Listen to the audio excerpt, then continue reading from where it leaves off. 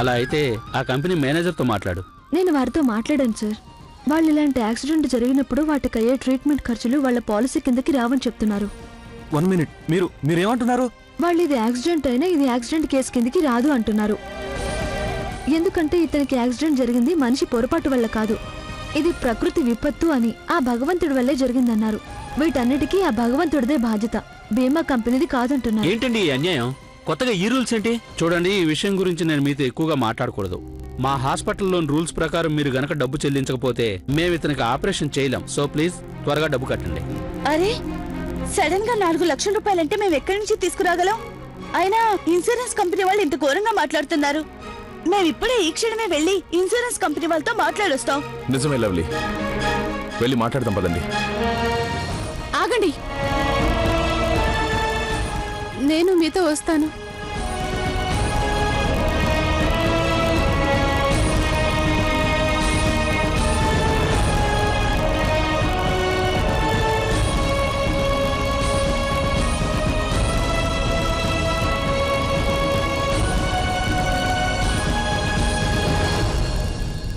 అలాగే సార్, మా ఏజెంట్ నేరుగా మీ దగ్గరికి వస్తాడు. అతను అడిగే 4-5 ప్రశ్నలకు మీరు సమాధానం చెప్తే చాలు. అలాగే పేపర్ మీద 4-5 సంతకాలు పెట్టండి. మిగిలినవన్నీ నేను చూసుకుంటాను కదా. అరే భలే వాళ్ళండి, ఇందులో థ్యాంక్స్ చెప్పాల్సిన పనే ఉంది. ఇదంతా మా పని కదా. డోంట్ వరీ సార్, ఆపదలో మీకు సాయం చేయడానికే కదా మేమున్నాం. అవును, ఇలా తీయని అబద్ధాలు చెప్తూ మోసం చేయండి. కమలా, జనాలకి 4 మంచి మాటలు చెప్పేసి కావలసినంత డబ్బు తీసుకుని అవసరం వచ్చేసరికి మాత్రం మొండి చేయి చూపించండి. సార్, నేను మీతో తర్వాత మాట్లాడతాను. ఓకే. ఎవరండి మీరంతా? మీరు నా మీద ఎందుకు అరుస్తున్నారు? మిమ్మల్ని నేనెప్పుడు మోసం చేశాను? బాగుంది, మోసం చేసింది కాకుండా మళ్ళీ ఎప్పుడు చేశానని అడుగుతున్నాడు. నన్ను చెప్పమంటావా? మమ్మల్ని ఎలా మోసం చేశావో చెప్పనా? అక్క ఊరుకోండి, కోపంలో వీళ్ళతో గొడవ పడకండి. పరిస్థితి చేదారిపోతుంది. మనం శాంతంగా ఉందాం. యాక్చువల్లీ సార్, నేను మీతో ఓ ఇంపార్టెంట్ విషయం మాట్లాడాలి. మా అన్నయ్య ఆదిత్య గారు మీ కంపెనీలో ఇన్సూరెన్స్ పాలసీ తీసుకున్నారు. మా అన్నయ్యకి ఇప్పుడు యాక్సిడెంట్ జరిగింది. అతని మీద చెట్టు కొమ్మ విరిగి పడింది. చెట్టు కొమ్మ విరిగి పడిందా? అలా ఎలా జరిగింది? చూడండి, అతను బైక్ తీస్తున్నప్పుడు అదే సమయంలో పైనుంచి చెట్టు కొమ్మ విరిగి అతని మీద పడింది. అతనికి తల మీద చాలా పెద్ద దెబ్బ తగిలింది. ఆపరేషన్ చేయాలంటున్నారు. మీరు ఈ ఫైల్ చూసి మీరు ఏం చేయగలరో అది చెప్పండి. ఈ విషయానికి అయితే ఆవిడ ఎందుకు అంతలా కోపడుతున్నారు? ఆవిడ మాటలు ఎవరైనా విన్నారనుకోండి, నేనే ఆ కొమ్మను నరికి మీ అన్నయ్య నెత్తిన వేశాను అనుకుంటారు. మాట్లాడే పద్ధతి ఇదేనా చెప్పండి? చూడండి, మేము చాలా టెన్షన్లో ఉన్నాం. ఈ యాక్సిడెంట్ అవడం వల్ల టెన్షన్లో ఏదైనా తప్పుగా మాట్లాడుంటే వీఆర్ సారీ, బట్ ఒకసారి ఈ ఫైల్ చూసి చెప్పండి, మీ కంపెనీ మాకేం సహాయం చేయగలదు. సరే, కూర్చోండి మీరు, నేను చెక్ చేస్తాను.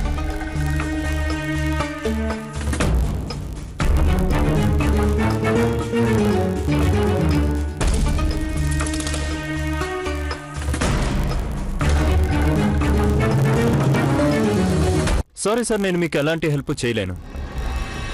ఆ క్లెయిమ్ అప్రూవల్ చేయలేను. ఎందుకంటే మీ అన్నయ్య గారికి జరిగింది యాక్సిడెంట్ కాదు, అది ఒక ప్రకృతి విపత్తు. అంటే నా ఉద్దేశంలో అది దేవుడి ప్రకోపం.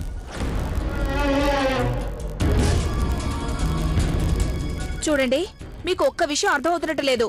అతనికి జరిగింది యాక్సిడెంట్ అంటే యాక్సిడెంట్. ఆయనకేం అమ్మవారు పోయలేదు. ఇది దేవుడి ప్రకోపం, దండం పెట్టుకోండి అని చెప్పడానికి. మేడం, మీకు నేను చెప్పేది అర్థం కావట్లేదు.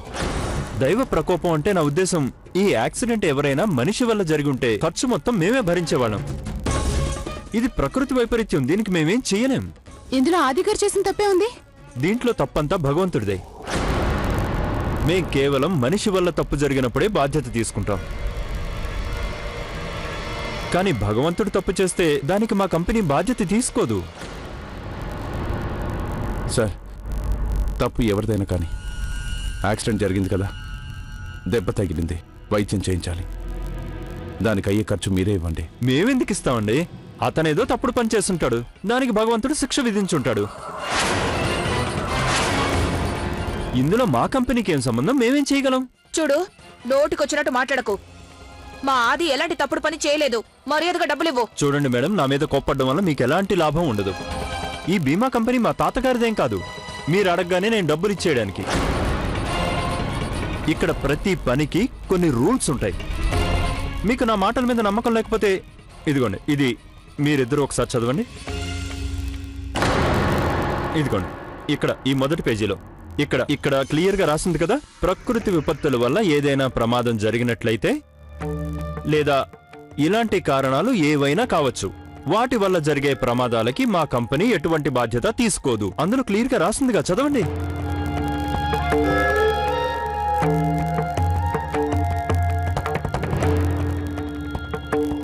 కానీ ఇదెక్కడ న్యాయమండి?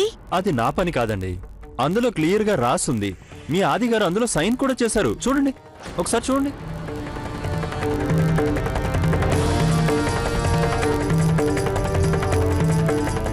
చూడండి, ఇది చాలా మోసం. అరే ఇందులో మోసం ఏముంది? అందులో క్లియర్గా రాసుంది కదా. అయినా మీ ఆది గారు ఇవన్నీ చదివిన తర్వాతే కదా ఇందులో సైన్ చేసుంటారు. చూడండి, ఇట్స్ రియలీ నాట్ ఫేర్.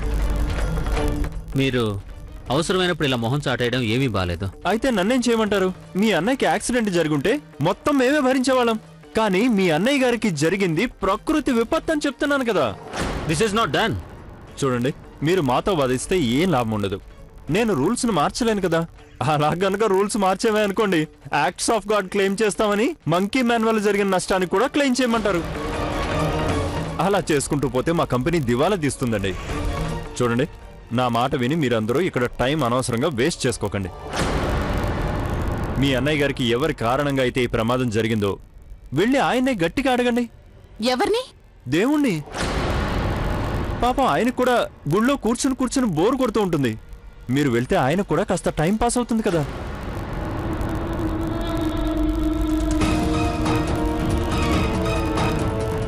వెళ్ళండి. మీతో వాదించడానికి నాకు కూడా ఎక్కువ టైం లేదు. కంపెనీ రూల్స్ ప్రకారం నేను మీకు చెప్పాల్సిందంతా చెప్పేశాను. ప్లీజ్. నేను ఇక్కడికి పోలీస్ ఆఫీసర్గా వచ్చుంటే నేను మీకు టైం పాస్ చేయించుండేవాడిని. అనవసరంగా మాట్లాడడం ఒంటికి మంచిది కాదు.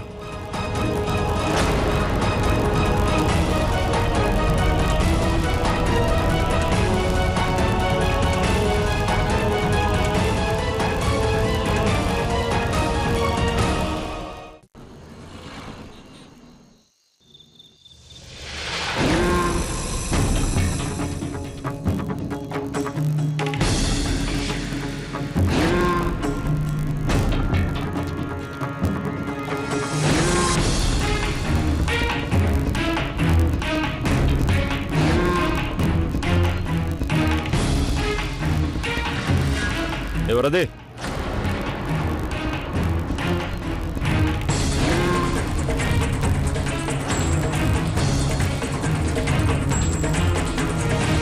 Monkey man.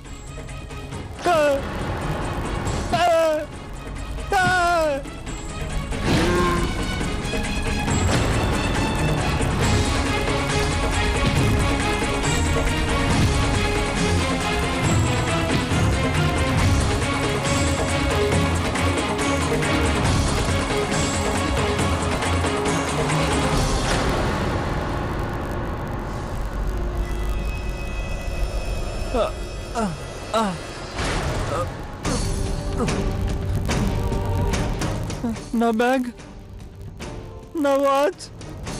అయ్యో, మంకీ మ్యాన్ నా దగ్గర ఉన్నవన్నీ దోచుకెళ్ళిపోయాడు. భగవంతుడా నన్ను కాపాడు. నా దగ్గర ఉన్నవన్నీ పోయా, నేను రోడ్డు మీదకి వచ్చేసాను. అమ్మో నాన్నాడు, ఎవరైనా ఉంటే నన్ను కాపాడండి. మా తమ్ముడికి నిజంగా చాలా సీరియస్గా ఉంది. లేదంటే మిమ్మల్ని ఇంత ఇబ్బంది పెట్టేవాడిని కాదు. చాలా అవసరం. ఆపరేషన్ వెంటనే చేయించాలి. ప్లీజ్ ఎంతో కొంత ట్రై చేయండి. చూడండి, చాలా ఎమర్జెన్సీ అండి. ఇలాంటప్పుడు కూడా మీరు హెల్ప్ చేయకపోతే ఎలా? ఏంట్రా నువ్వు కూడా అలా అంటున్నావు? నా దగ్గరే డబ్బుంటే నిన్నెందుకు అడుగుతాను? చూడండి, మీరు మనసు పెడితే తప్పకుండా అవుతుంది. మీరు ఒకసారి ట్రై చేయండి. నేను మీకు మళ్ళీ ఫోన్ చేస్తాను.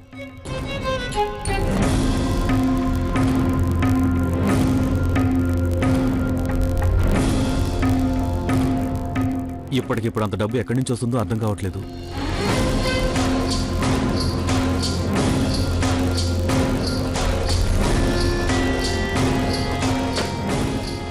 ఉమేష్, ఈ నగలు తీసుకెళ్ళి వీటిని నమ్మేసి ముందు హాస్పిటల్లో డబ్బు కట్టేసిరా. అమ్మ ఏంటి మీరు చేస్తున్న పని? మీ నగలు అమ్మటం మాకు అసలు ఇష్టం లేదు. ఉమేష్ బాబు చెప్పింది నిజమే అత్తయ్య. ఆ నగలమ్మడం మాకెవరికి ఇష్టం లేదు. అత్తయ్య తప్పనిసరి మీ నగలు అమ్మాల్సి వస్తే ముందు మా కోడళ్ళందరి దగ్గర ఉన్న నగలు అమ్ముతాం. మీ నగలొద్దు. చూడు కమలా, ఈ వయసులో అలంకరించుకొని ఎక్కడికెళ్తాను? ప్రస్తుతానికి ఈ నగలు అలమారాలో అనవసరంగా పడున్నాయి. వీటి వల్ల ఏం ఉపయోగం? మీరందరూ ఇంకా చిన్నవాళ్ళు నగలు పెట్టుకోవాలి. చూడు కౌసల్య, వయసు గురించి మాట్లాడే పనైతే ఈ ఇంట్లో అందరికన్నా పెద్దదాన్ని నేను. ముందు నా నగలు తీసుకెళ్లి అమ్మమని చెప్పు. వద్దత్తయ్యా, నేను మీ నగలు తీసుకోవడానికి ఒప్పుకోను. ఎవరూ ఏ నగలు అమ్మాల్సిన అవసరం లేదు.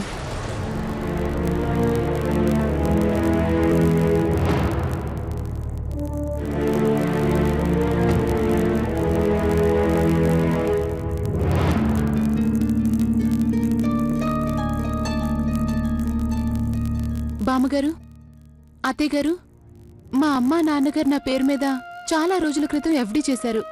ఈ రోజు నేను ఆ ఎఫ్డీని క్యాన్సిల్ చేసి తీసుకొచ్చాను.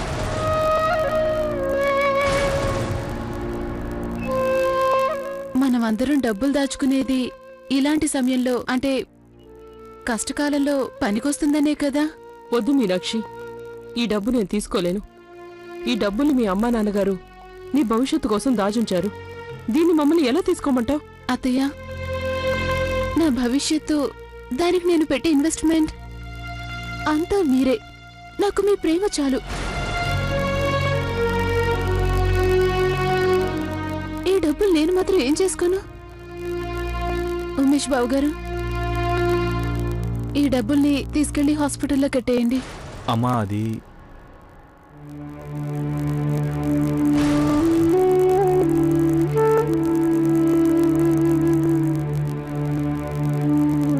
రా కార్తీక్.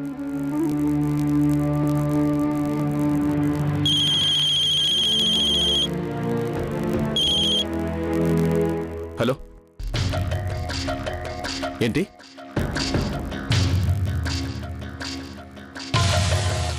నేను ఇప్పుడే వస్తున్నా.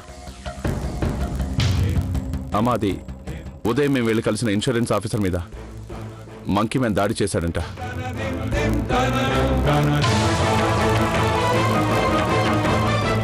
నేను ఇన్వెస్టిగేషన్ కోసం అక్కడికి వెళ్ళాలి. ఈ ఊళ్ళో ఏం జరుగుతుందో నాకు అసలు ఏమీ అర్థం కావడం లేదు. బాగా జరిగింది. ఆ నీచుడికి ఇలాంటి శాస్తి జరగాల్సిందే.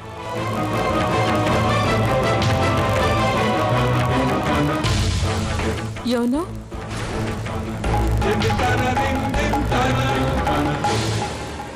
ఏం లేదు అత్తయ్య.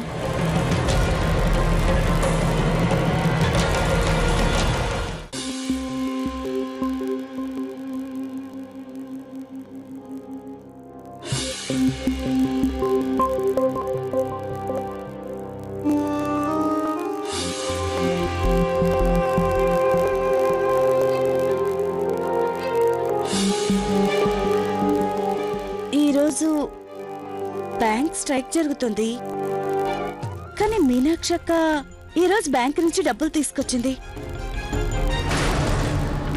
ఎక్కడో ఏదో జరుగుతోంది. ఖచ్చితంగా మీనాక్షక్క ఏదో దాస్తుంది. అదేంటో తెలుసుకోవాల్సిందే.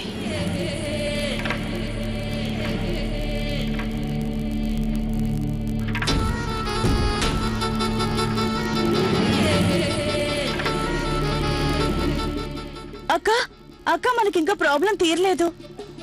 లవ్లీ, ఇలా నాకు సగం సగం చెప్పుకో. విషయం ఏంటి నాకు అర్థమయ్యేలా చెప్పు. అక్క, ఇప్పుడే కార్తీక్ ఫోన్ చేశాడు. ఆపరేషన్ కోసం డాక్టర్ గారు వెంటనే ఇంకో ₹1,00,000 కట్టమన్నారట.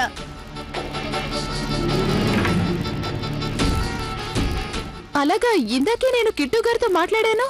తను హాస్పిటల్లోనే ఉన్నారు. ఆయనేమో నాకు ఈ విషయం గురించి ఒక్క మాట కూడా చెప్పలేదు. అక్క, మీరు కిట్టు గారితో ఎప్పుడో మాట్లాడుంటారు, కానీ నేను కార్తీక్ తో ఇప్పుడే 2 నిమిషాల క్రితం మాట్లాడాను. అలాగా? అక్క, ఇప్పుడు మనం ఏం చేయాలో నాకు కాళ్ళు చేతులు ఆడటం లేదు. ఇంత రాత్రివేళ ఇప్పటికిప్పుడు డబ్బులు ఎలా అరేంజ్ చేయగలం? అసలు ఈ విషయాన్ని అత్తయ్య గారికి, బామ్మగారికి ఎలా చెప్పను? ఇప్పుడు మనం డబ్బులు కట్టకపోతే వాళ్ళు ఆపరేషన్ కూడా చేయరు. ఏం చేద్దాం? ఇప్పటికిప్పుడు డబ్బులు ఎలా వస్తాయి? లవ్లీ, ఒక పంచి, నువ్వు కార్తీక్కి ఫోన్ చేసి చెప్పు డబ్బులు అరేంజ్ చేస్తామని. మరేం లేదు, నా పేరు మీద ఇంకా ఎఫ్డి ఉంది. రేపొద్దున బ్యాంక్ తెరవగానే దాన్ని కూడా క్యాన్సిల్ చేసేస్తాను. నువ్వు కార్తీక్ ఫోన్ చేసి డాక్టర్ని ట్రీట్మెంట్ కంటిన్యూ చేయమని చెప్పు, సరేనా? సరే అక్క, సరే.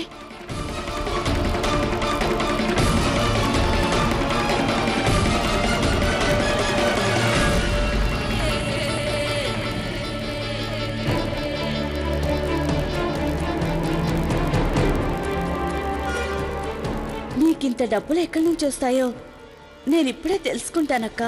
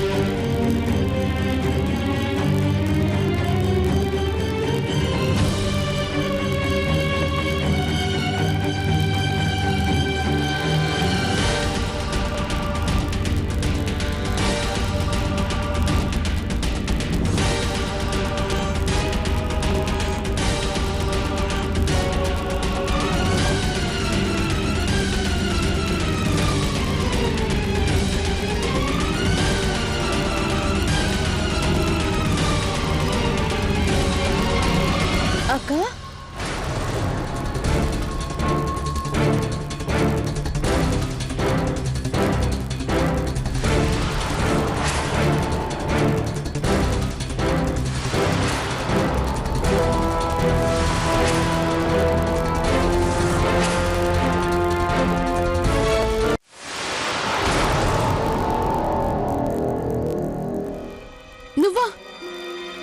నువ్విక్కడేం చేస్తున్నావు?